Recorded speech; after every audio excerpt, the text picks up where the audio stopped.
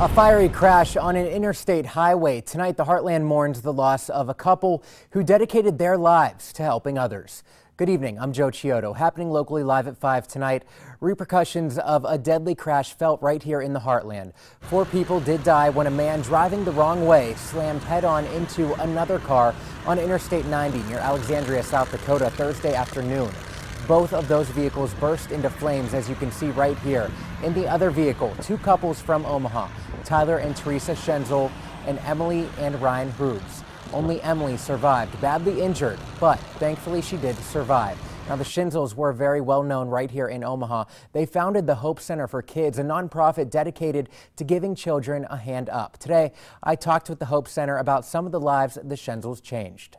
I'm just so thankful for Ty and Terri and their lives, and the thousands of people that have been touched and encouraged and changed because of their influence. Ty and Terri Schenzel's influence is exceptional, finding the Hope Center in North Omaha at a time when there was hardly any hope at all.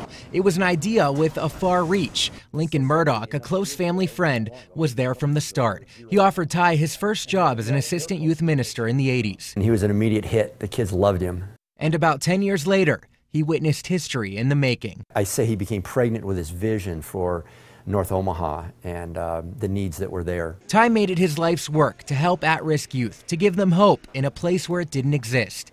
It's clear he succeeded. It's really cool to have watched it from its embryonic form all the way to what it is today. And you go down there and you see the building and you see the programs and you see the number of young people and families that are being impacted, and it just speaks to me of the power of a vision. Along the way, the couple didn't lose sight of another vision, building a family with 4 kids and now grandkids, while at the same time always appreciating each other. Their marriage was amazing.